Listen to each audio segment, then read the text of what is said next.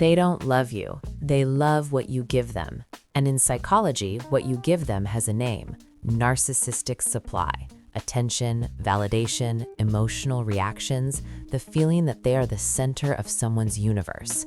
A narcissist doesn't need a partner, they need a source. And right now, you might be that. Here's how they chose you. It wasn't random. High empathy? Perfect. Fierce loyalty? Excellent. Tendency to forgive people who don't deserve it? Even better. Every trait you're proud of, the ones that make you a good person, are exactly what make you useful to them. Your kindness isn't a flaw, but to a narcissist, it's a resource. And once they've selected you, this cycle starts.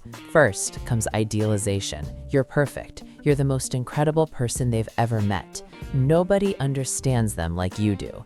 You've never felt so seen. And that feeling, it's intoxicating because it's designed to be. Then comes devaluation, slowly. You're not enough anymore. You're too needy, too emotional, too much. The same traits they worshipped last month are now the things they hold against you. You scrambled to get back to the version of yourself they loved, except that version never actually existed.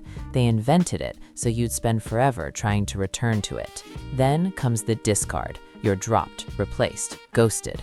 Not because you failed, because the cycle requires it. And just when you've started to rebuild, they come back. Psychologists call it Hoovering, named after the vacuum cleaner because they suck you right back in. A late-night message, a sudden apology, a hint that they've changed. They haven't changed. They've just run out of supplies somewhere else. Psychiatrist Otto Kernberg described this pattern decades ago. The narcissist oscillates between idealization and devaluation as a way of managing their own fragile self-structure. It's not about you. It was never about you. You were cast in a role inside a play they've been performing since childhood. But here's the sign most people miss entirely. Watch what they do with your emotions, not whether they react, but how. Cry in front of them. Do they comfort you, or do they file it away? Do they hold your pain, or do they use it later as leverage? A narcissist doesn't experience your vulnerability as something to protect. They experience it as information, data, a map of exactly where to press next time. And when the supply runs dry, when you stop reacting, stop chasing, stop performing, they either leave or they escalate. They'll create conflict just to generate new emotional reactions because anger counts as supply, tears count, fear counts. You don't have to be happy to be useful to them. But here's the part that changes everything.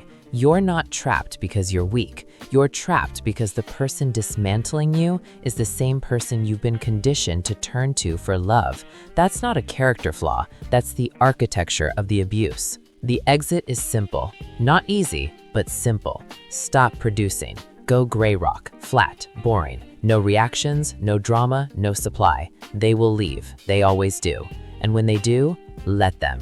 That's your diagnosis. No refunds.